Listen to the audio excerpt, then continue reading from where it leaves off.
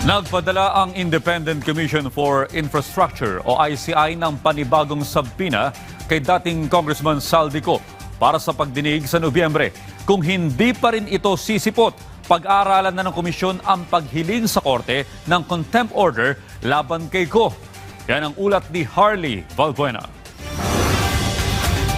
Nagpadala ang Independent Commission for Infrastructure ng panibagong sabina kay resigned Congressman Zaldico. Ayon kay ICI Executive Director Attorney Brian Keith Hosaka, ipinadala ang mga kopya ng sabina sa bahay ni Go sa Pasig City at sa Bicol Region. Pinadadalo ito sa pagdinig sa November 11 at November 12 upang magbahagi ng kaalaman hinggil sa insertions sa national budget at maanumalyang flood control projects.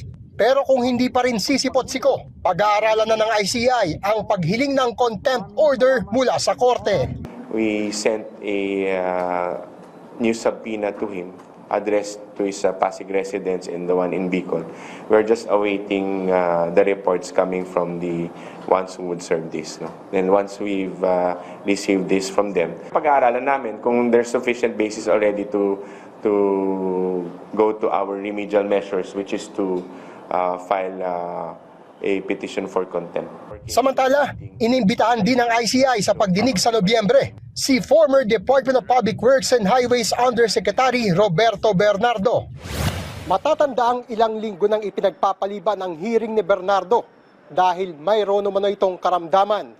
Sa ngayon naman ay wala pang bagong imbitasyon ng ICI kay former House Speaker Martin Romualdez. Samantala, itinanggi ng komisyon na inimbitahan na nito sa pagdinig si Senator Bongo taliwa sa sinabi ni former Senator Antonio Trillanes. May paglilinaw na rin dito si Trillanes. Mababatid na ibinahagi rin ni Trillanes na binigyan niya ang ICI ng kopya ng plunder complaint na inihain sa ombudsman laban kay dating Pangulong Rodrigo Duterte at kay Go hinggil sa umano'y paggawad ng halos 7 bilyong pisong halaga ng infrastructure projects ng gobyerno sa mga kumpanyang pagmamay-ari ng ama at kapatid ni Go. Pero ayon sa ICI, hindi pa nila ito prioridad sa ngayon. We are concentrating on the 421 ghost projects. So right now, the fact that the complaint has been filed with the ombudsman, we don't want to be redundant. We would rather concentrate our efforts to new case build-ups, meaning referrals to the ombudsman. Harley Valbuena para sa Pambansang TV sa Bagong Pilipinas.